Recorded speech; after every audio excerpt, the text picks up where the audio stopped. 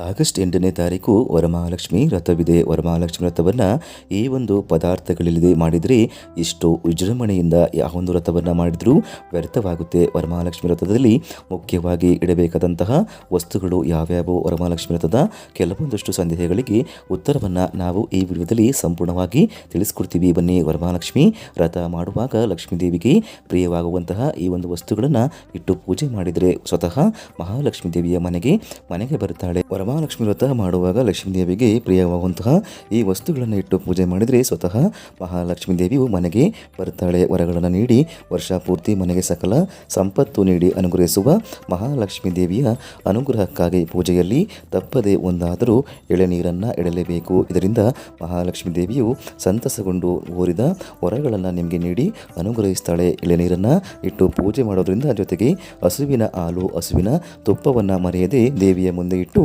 ಪೂಜಿಸಬೇಕು.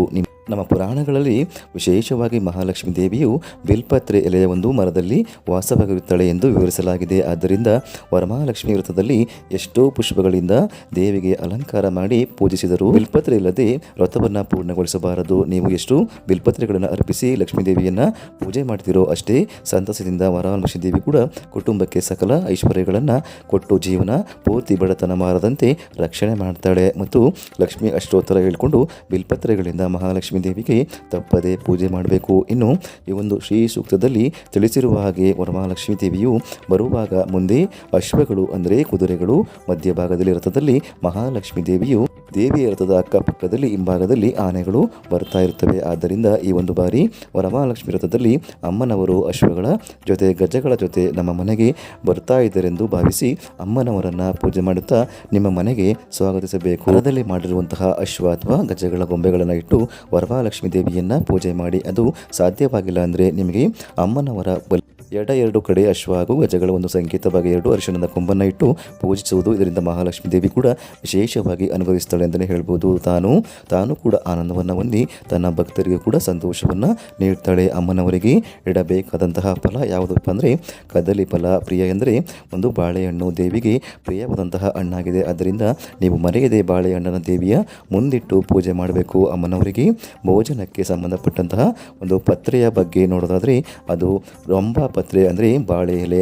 ಆದ್ದರಿಂದ ಚೆನ್ನಾಗಿರುವಂತಹ ಬಾಳೆ ಎಲೆಗಳ ಮೇಲೆ ಎಲ್ಲ ಪದಾರ್ಥಗಳನ್ನು ವರಮಹಾಲಕ್ಷ್ಮಿ ದೇವಿಯ ಮುಂದಿಟ್ಟು ಪೂಜೆ ಮಾಡಬೇಕು. ಅಮ್ಮನವರಿಗೆ ಅತಿಯಾದ ಮುಖ್ಯವಾಗಿ ನೀವು ನೀಡುವಂತಹ ವಸ್ತು ಏನಂದರೆ ಅದು ಸೀರೆ. ನೀವು ಪ್ರೀತಿಯಿಂದಲೂ ಕೂಡ ರೂಪಾಯಿ ಸೀರೆ ತಂದು ವರಮಹಾಲಕ್ಷ್ಮಿ ಅಮ್ಮನವರಿಗೆ ಅರ್ಪಿಸಿದರೂ ಕೂಡ ಅದು ಅಮ್ಮನವರಿಗೆ ಪ್ರಿಯವಾಗುತ್ತೆ. ಸೀರೆ ತರುವ ವಿಷಯದಲ್ಲಿ ಯಾವುದೇ ಕಾರಣಕ್ಕೂ ಕೂಡ ಕಿರಿಕಿರಿ ಮಾಡಿಕೊಂಡು ಮನೆಗೆ ಸೀರೆಯನ್ನು ತರಬಾರದು. ನಿಮ್ಮ ಒಂದು ಶಕ್ತಿಗೆ ಅನುಸಾರ ಅಮ್ಮನವರಿಗೆ ಭಕ್ತಿಯಿಂದ ನೀವು ಪ್ರೀತಿಯಿಂದ ಸೀರೆಯನ್ನು ತಂದು ಉಡಿಸಬೇಕು.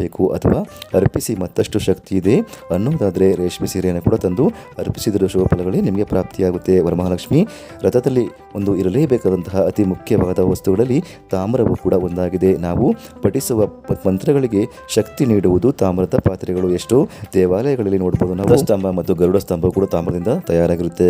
ಗರ್ಭಗುಡಿಯ ಒಳಗೆ ಇರುವಂತಹ ಪಾತ್ರೆಗಳಿಂದ ಹಿಡಿದು ಉತ್ಸವವರೆಗೂ ಕೂಡ ತಾಮ್ರದ ಲೋಹವನ್ನು ಹೊಂದಿರುತ್ತೆ. ನಾವು ಪಠಿಸುವಂತಹ ಮಂತ್ರಗಳಿಗೆ, ಕೋರಿಕೆಗಳಿಗೆ ಶಕ್ತಿ ನೀಡುವುದೇ ತಾಮ್ರ. ಆದ್ದರಿಂದ ತಾಮ್ರದ ಚೊಂಬು ತಪ್ಪದೆ ಲಕ್ಷ್ಮೀ ದೇವಿಯ ಪೂಜೆಯಲ್ಲಿ ಇಡಬೇಕಾಗುತ್ತೆ. ಅಮ್ಮನವರ ಪೂಜೆಗೆ ಇರಲೇಬೇಕಾದಂತಹ ವಸ್ತು ಏನಪ್ಪ ಅಂದರೆ ಅದು ಪದ್ಮ, ಅಂದರೆ ಒಂದು ಪದ್ಮ ಪುಷ್ಪ, ಕಮಲದ ಒಂದು ಪುಷ್ಪ. ಪದ್ಮದಲ್ಲಿ ಮಹಾಲಕ್ಷ್ಮೀ ದೇವಿಯ ಕುಳಿತು ತನ್ನ ಒಂದು ಭಕ್ತರಿಗೆ ದರ್ಶನವನ್ನು ನೀಡ್ತಾಳೆ. ಆದ್ದರಿಂದ ಸಾಧ್ಯವಾದಷ್ಟು ನೀವು ಕಮಲದ ಪುಷ್ಪಗಳನ್ನು ವರಮಹಾಲಕ್ಷ್ಮೀ ದೇವಿಯ ಅಲಂಕಾರಕ್ಕೆ ನೀವು ಬಳಸಬೇಕು. ಇನ್ನು ಲಕ್ಷ್ಮೀ ದೇವಿಗೂ ಕೂಡ ಕಮಲದ ಪುಷ್ಪಗಳನ್ನು ಅರ್ಪಿಸಿ ನಮಸ್ಕಾರ ಮಾಡಿಕೊಳ್ಬೇಕು. ಇನ್ನು ಎಲ್ಲ ವಸ್ತುಗಳಿಗಿಂತ, ಎಲ್ಲ ಪದಾರ್ಥಗಳಿಗಿಂತ ಎಲ್ಲರ ಭಕ್ತಿಗಿಂತ ಲಕ್ಷ್ಮೀ ದೇವಿಗೆ ಪ್ರಿಯವಾಗುವುದು ಏನಪ್ಪ ಅಂದರೆ ಆಕೆಯ ಪತಿ ಮಾತ್ರ ಒಂದೇ. ಮುಕುಂದ ಪ್ರಿಯ ಅಂದರೆ ತನ್ನ ಪತಿಯನ್ನು ಬಿಟ್ಟು ಮಹಾಲಕ್ಷ್ಮೀ ದೇವಿ ಎಲ್ಲಿಯೂ ಕೂಡ ಬರುವುದಿಲ್ಲ. ತನ್ನ ಪತಿಗಿಂತ ಇಷ್ಟವಾಗುವುದು ಆಕೆಗೆ ಮತ್ತೊಂದಿಲ್ಲ. ಆದ್ದರಿಂದ ವರಮಹಾಲಕ್ಷ್ಮಿ ವ್ರತ ಅಂದರೆ ಒಂದು ಪೂಜಿಸುವುದಿಲ್ಲ, ಸಾಕ್ಷಾತ್ ವಿಷ್ಣು ದೇವರನ್ನು ಪೂಜಿಸುತ್ತಾ ವರಮಹಾಲಕ್ಷ್ಮಿ ಅಂದರೆ ಮಹಾಲಕ್ಷ್ಮಿ ದೇವಿಯನ್ನು ಪೂಜೆ ಮಾಡಿ